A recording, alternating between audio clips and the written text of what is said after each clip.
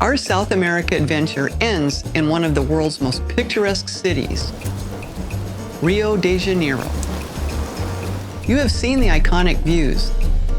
Now come along as we get up close. From Christ the Redeemer watching over the city, to Sugarloaf Mountain revealing all the beautiful beaches and bays below.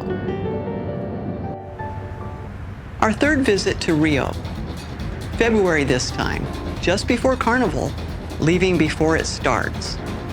A little too wild and crazy for us. Rio has two unmissable moments, New Year's Eve and Carnival. 2 years ago, we watched the fireworks from a cruise ship right across Copacabana. Panoramic view across the entire beach, world's #1 ranked display, over 12 minutes, 2 million people on that sand. Carnival draws 6 million, the largest in the world. We're staying in Copacabana and we have a hotel that's right on the very front of the beach area. But let me show you the view from our room. This incredible. Sometimes if you can get a room that has the ocean view, book it, because now we can see Copacabana. And what's surprising us is all those sidewalks that you see with the designs is all small mosaic tiles. So check it out, Copacabana.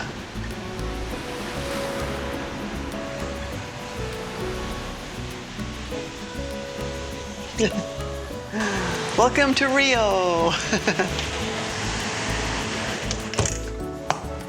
Copacabana, one of the world's most famous beaches, almost entirely empty.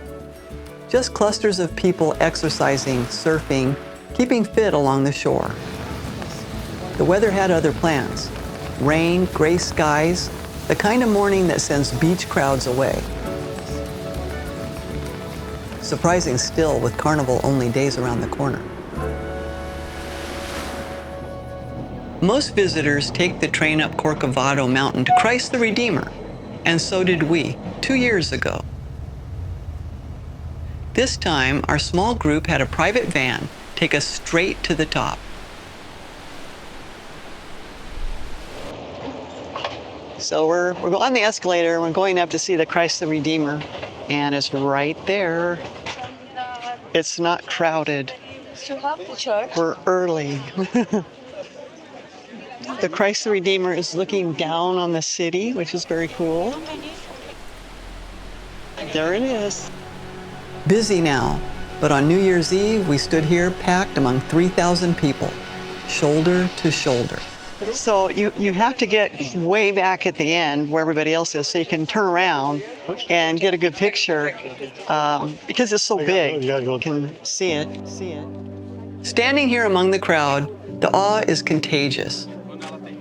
Everyone feels it. That shared electric energy rubs off on you completely. At 2,300 feet, the city unfolds dramatically beneath you. One of the world's great overlooks, the urban sprawl, the beaches, the surrounding mountains, and a lifting fog that adds just the right layer of mystery to all of it. At 38 meters, it is not the world's tallest, but perched on Corcovado, those outstretched arms create a powerful illusion of embracing the entire city. This is where the most iconic images of Rio are captured, and you understand exactly why the moment you step out onto this platform. Mountains and favelas rising steeply behind you. The city base and the entire urban sprawl laid out completely in full. Beautifully, dramatically, completely framed. From every single direction and angle. The beaches of Ipanema and Copacabana stretching out beautifully far below. Sugarloaf Mountain sitting perfectly framed in the distance. Third time here, and we will come back every time we return to Rio. No hesitation whatsoever. What it is, Dustin? The 360-degree view from this platform is reason enough on its own. From Corcovado, heading down towards Santa Teresa, 3 favelas on the way. Rio has almost 800 of them, home to 1.5 million people, roughly 25% of the city's population. The density is striking. Narrow alleyways, no real streets, motorbikes and foot traffic, residents carrying everything uphill themselves. Water tanks on every rooftop, wires in every direction. Urban planning, if it exists here at all, isn't visible. Rio is a city of extraordinary beauty and sharp contrast. And these hillsides make both impossible to ignore. Rio is a city of sharp contrasts. Ipanema and its boutiques, favelas clinging to the hillsides, some neighborhoods safe and tourist-friendly, others carrying harder reputations. And then Santa Teresa, which feels like it belongs to a completely different city. Up on a hill above the financial district, winding narrow streets, colonial buildings in faded color, exactly the kind of place we are drawn to. Somewhere with a genuine soul. Show anyone a photo and they would never place this in Rio. If we return, I would stay here without hesitation. Boutique hotels, galleries, artists, painters, writers, a whole creative community. The yellow trolley still rolls through, iconic, decades old, now mostly for tourists. Bohemian, charming, a genuine alternative to Rio's beach-driven culture. I wish we had more time here. Santa Teresa has a vibe that is completely, quietly its own.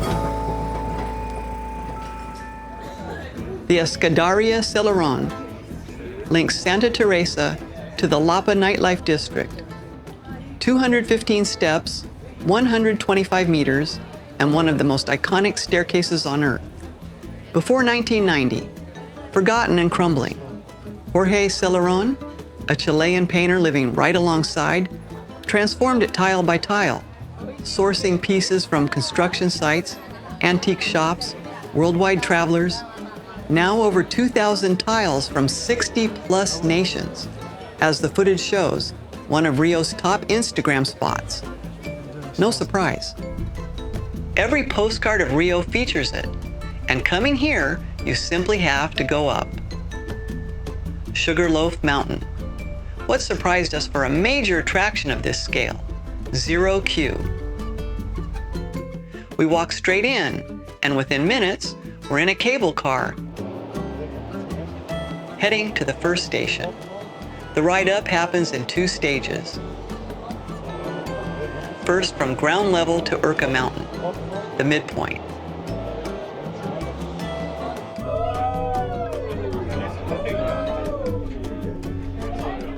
As the cable car climbs, the views shift and expand.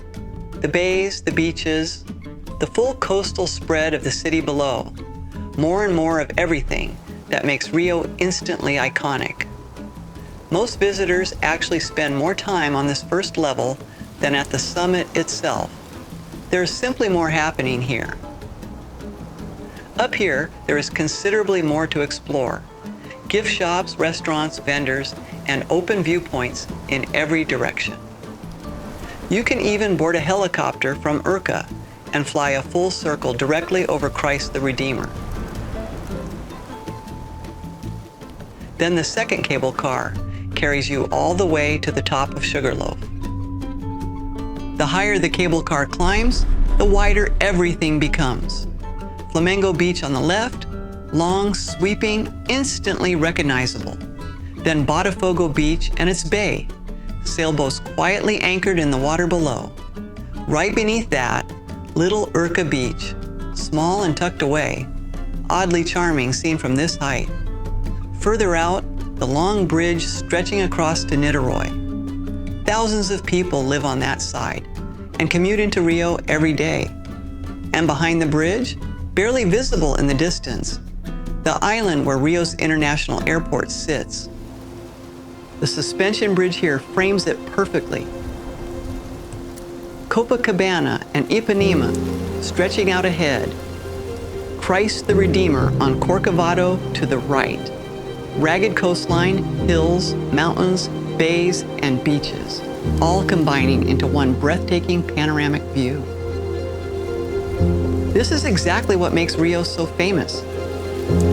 We expected crowds, packed beaches, long lines, but Rio surprised us. No queues, no chaos, no rush anywhere we went.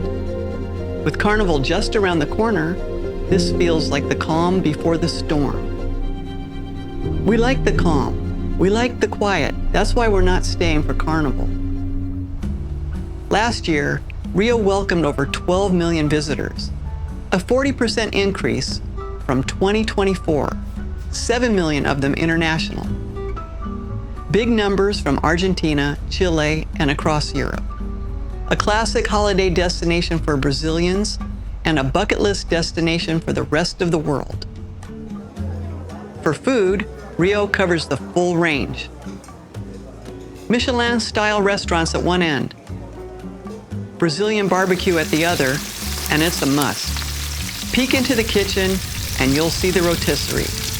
Different meats on sticks, served continuously, all you can eat.